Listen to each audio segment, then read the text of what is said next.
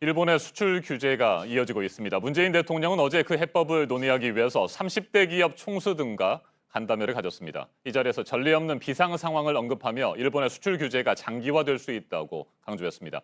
그리고 지난 6월 기준 고용 동향이 발표됐습니다. 공공부문을 중심으로 취업자가 늘고 있지만 실업자도 함께 증가한 것으로 나타났습니다. 우리 경제와 고용 시장에 대한 전망, 최백은 건국대 경제학과 교수와 짚어보겠습니다. 어서 오십시오. 네, 안녕하세요. 네, 어제 문재인 대통령이 30대 기업 총수들과 만났습니다. 어떤 얘기들이 오고 갔죠? 뭐 이건 자연스러운 만남이고요. 네. 지금 일단 우리 기업의 피해를 최소화시키기 위한 어쨌든 간에 대책이 정부가 해야 될 역할이 있을 것이고요. 또 기업 차원에서 해결해야 될 부분들이 있을 텐데 이 부분들에 대해서 서로가 이제 의견 교환 그리고 정부가 해줘야 될 부분들을 이제 듣기 위해서 이런 만남의 자리를 저희 가졌다고 생각이 들고요. 그래서 기업인들의 애로사항을 뭐 청취하고 그다음에 기업과 정부가 함께 노력해야 될 부분들이 어떤 부분들이 있는가에 대해서 그리고 어떻게 대응을 하는 것이 바람직하겠는가에 대해서 의견 교환이 있었다고 생각이 들고요. 저는 반드시 필요했던 하나의 모임이라고 생각합니다. 네, 문 대통령은 외교적 대응은 물론이고 정부 차원에서도 적극적인 노력을 기울이겠다, 해법을 찾기 위해서 얘기를 했습니다만 지금 현재 정부에서 구체적으로 할 수 있는 일들이 뭐가 있습니까? 일단 제가 볼 때는 정부가 국제 공조를 네. 해야 되고 그다음에 우리 사회 내부의 단합을 그러니까 우리가 조성하는 게 굉장히 필요하다고 생각합니다. 결국은 저는 제가 볼 때는요, 이 한일 간의 이러한 반도체를 둘러싼 어쨌든 간에 그 싸움은요, 네. 사실 궁극적으로는 중국한테 가장 유리하게 되는 네. 게임이에요. 이거는 미국이 가장 싫어하는 하나의 문제입니다. 네. 미국이 지금 그러니까 이 반도체 부분이라는 것은 지금 이제 4차 산업뿐만 아니라 3차 산업과도 관련해 가지고 핵심적인 하나의 그러니까 품목이기 때문에 이 부분에서 그러니까 중국이 그러니까는 한일 간에 이러한 서로가 상처를 주면서 주고받으면서 하는 부분 속에서 가장 이익을 볼 수 있기 때문에 그건 가장 이제 미국이 싫어하는 하나의 그러니까 우리가 예상하는 시나리오고요. 네. 그런 점에서 미국이 저는 뒷점만 지고 있을 수가 없다고 생각이 들고요. 그리고 이제 우리가 흔히 한국의 피해를 굉장히 이제 우리가 많이 부각을 이제 많이 그동안 했는데 일본 피해도 만만치가 않습니다. 네. 일본이 지난해 무역 적자가 110억 달러에 달했어요. 일본의 아베노믹스의 그 핵심은 뭐냐면은 일본 엔화를 그러니까 대규모로 찍어내가지고 엔화 가치 떨어뜨려가지고 수출을 그러니까 늘려가지고 경기를 활성화시키자는 거예요. 그런데 무역 적자에 지금 그러니까 지난해 110억 달러 적자를 기록했는데 우리한테 241억 달러에 달하는 그러니까 흑자를 기록했어요. 그러니까 우리한테 흑자를 기록 못하면은 더 그 무역 적자가 굉장히 클 수 있는 나라이고요. 더군다나 올해 들어와가지고 보게 되면요, 5월 달까지 집계된 걸 제가 봤는데 일본의 무역 적자가 137억 달러에 달해요. 그러니까 지난해 1년치보다 더 지금 초과되고 있습니다. 그 얘기는 결국 뭐냐면 그게 왜 그렇게 발생했냐면요, 우리가 반도체가 올해 5월까지 한 26%가 감소했어요. 거래액으로요.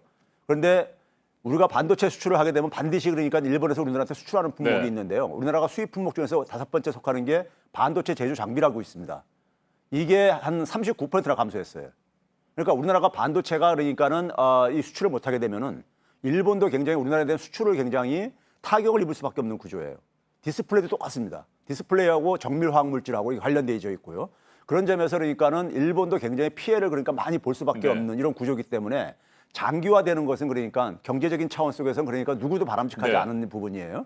그러면 이 부분을 그러니까 우리가 어쨌든 출구를 찾아야 되는 것이고 출구를 찾는 차원 속에서 정부가 그러니까 외교적으로 해야 될 역할이 저는 있다고 생각이 들고요. 그리고 국제 공조, 더군다나 이 반도체를 중심으로 해가지고 국제 이 분업 체계는 굉장히 촘촘하게 얽혀 있습니다. 네. 그러면 이 결국 여기에 있어서 이 교란 행위가 지금 세계 경기가 굉장히 둔화되고 있는데 여기에 부정적인 영향을 미치기 때문에 관련 국가들도 결국 원치 않을 겁니다. 그런 점에서 이 국제 공조를 통해서 이 부분을 그러니까는 해소하는 노력이 정부가 해야 될 가장 중요한 것이고요. 뭐 그다음에 이제 우리가 부품 소재 국산화 부분은 네. 우리가 이제 뭐 어차피 이거는 좀 시간이 걸릴 수밖에 없는 부분입니다. 특히 이제 그러니까 우리가 특정 부품 같은 경우, 특정 소재 같은 경우는 상당히 기술력 격차가 존재하고 있고 우리가 그동안에 부품 소재 개발에 기초연구 개발에 좀 소홀한 것에 대한 지금 이제 우리가 비용을 지불하고 있는 것인데, 그런데 이 부분이 결국 일본 입장 속에서도 우리가 국산화하는 걸 원치 않을 겁니다. 네. 그렇기 때문에 저는 오히려 그러니까는 이게 우리 사회가 단합만 제대로 뒷받침된다면은 그리고 국제 공조를 잘 만들어내면은 오히려 어떻게 보게 되면 조기에 타결될 가능성도 있다. 저는 이렇게 보고 있습니다. 네.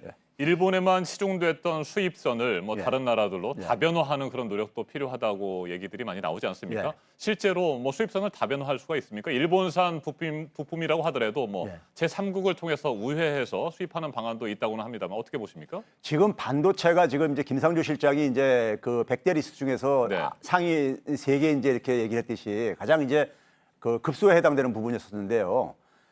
그 3개 중에 한 품목은 그러니까 우리가 좀 소위 말해서 이제 단기간 내리니까는 자급하기 좀 어려운 이제 소재입니다. 근데 이제 나머지 부분들은요. 우리가 예를 들어서 보게 되면 일본에서 수입하는 우리가 5대 품목 중에서 4번째 속하는 게 철강이라는 게 있습니다. 근데 철강을 우리가 예를 들어서 그러니까는 그 수입하는 이유가 생산을 할 수 없어서 수입하는 게 아니라 우리나라 포스코 같은 그러니까 세계적인 철강 회사도 있듯이요. 기업들은 기본적으로 공급처를 그러니까 다변화시킵니다. 그래서 한국 기업에서도 이제 조달을 하고 중국 기업에서도 조달하고 네. 일본 기업에서도 조달하고 있어요. 그래서 지금 일본으로부터 우리가 수입하는 많은 품목들 같은 경우는 유럽에서 그러니까 사실 그러니까 대체가 가능한 것들입니다. 선진국가의 산업 구조는 제품의 개념을 설계하는 것부터 제조까지 다 할 수 있는 게 선진국의 특징이에요. 그러다 보니까 선진국들이 그러니까 제조 과정을 후진국가한테 이렇게 네. 분업 구조로 넘기는 이유는 비용이 절감되기 때문인 거거든요. 단지 우리가 유럽으로 이제 다변화했을 때 비용이 좀 증가하는 부분이 있습니다. 그리고 우리가 익숙하게 그러니까 네. 사용하던 어떤 간의 부품과 소재를 이런 불편함과 그다음에 비용은 발생할 수 있겠지만은 상당 부분은 일본에서 수입하는 부품 소재 중에 상당 부분은 유럽이나 미국으로 대체가 가능하다 이렇게 좀 말씀드리고 싶습니다. 알겠습니다. 6월 고용 동향이 발표가 됐습니다. 예. 전반적으로 고용 수치를 보면 지난해에 비해서는 그래도 나아지고 있는 그런 모습은 볼 수가 있습니다. 예. 이걸 고용 시장이 좀 좋아지고 있다는 청신호로 받아들일 수 있습니까? 일단 이제 우리가 만족스럽다고 얘기는 하지 못하겠지만요. 저는 위험한 고비는 완전히 벗어났다고 생각되는 게요. 고용률이 지금 고용률과 경제활동 참가율이 역대 최다고요. 네. 하나 또 주목할 부분은 미국이 고용 시장이 굉장히 좋다 그러잖아요. 미국보다 한 1%포인트가 높습니다. 둘 다요. 그러면 이제 그 속에서 일부에서는 그러니까 대부분의 일자리가 60세 이상에서 만들어진 거라고 얘기를 하는데요. 60세 이상 인구가 1년에 54만 명이 증가합니다. 15세에서 49세는 33만 명이 감소하고 네. 있습니다. 그럼 인구가 감소하는 연령층에서는 일자리가 증가할 수가 없어요. 구조적으로요. 일자리가 그다음에 인구가 증가하는 연령층에서는 일자리를 더 많이 만들 수밖에 없습니다. 그래서 이런 이제 그러니까 인구 구조의 변화에 따른 그러니까 불가피한 산물인 것이고요. 그리고 이제 또 하나는 뭐냐면은 일자리 질을 얘기하는데 일자리 질이 그러니까 청년들과 관련해서는 이게 제조업 위기가 지금 진행되고 있기 때문에 40대와 청년들에게 그러니까 만족스러운 일자리가 충분히 공급되지 않는 것은 사실입니다. 그럼에도 불구하고 상용 근로자 일자리가 전체 취업자 증가보다 한 10만 개가 더 높다는 점에서 네. 그렇게 그러니까 이 양적인 측면 속에서는 그렇게 나쁜 성적은 아니라고 얘기하고 싶습니다. 네, 내년도 최저임금에 대해서 짧게 한번 짚어보죠. 예. 당초 최초로 제시한 안을 보면 노동계는 10,000원을 요구를 했고요. 예. 경영계에서는 8,000원으로 오히려 낮췄습니다. 어제 전원 회의가 또 열렸었는데 일부 수정안이 제시가 돼서 노조는 9,570원, 경영계는 8,185원을 수정 제안했습니다. 어떻게 판단하십니까? 저는 이것을 해결할 수 있는 방법이 있다고 봐요. 지금 뭐냐면 인건비 상승이 부담스럽다는 거 아니에요, 네. 그러니까요.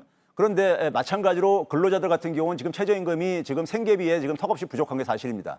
그럼 이 부분을 해결하기 위해서 자영업자나 중소기업자들의 다른 부분들의 부담, 예를 들어 금융비용 부분을 좀 생각해 볼 필요가 있습니다. 자영업자의 3월 말 기준으로 부채가 636조입니다.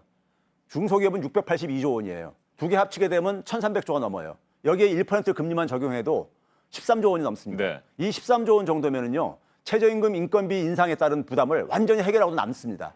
그러니까 우리가 한국은행의 금융중개 지원 대출 제도라는 게 있는데 그거를 좀 더 그러니까는 신협이라든가 이런 쪽에다가 취약계층들에 적용하는 부분에다가 자금을 공급해 주게 되면은 이 인건비 상승 부담을 해소하면서 네. 이 소위 말해서 최저임금 인상하게 되면 내수도 좀 확장되는 효과도 있거든요. 동시에 저는 해결할 수 있다고 생각합니다. 알겠습니다. 여기까지 듣겠습니다. 지금까지 최백은 건국대 경제학과 교수였습니다. 말씀 잘 네, 들었습니다. 감사합니다.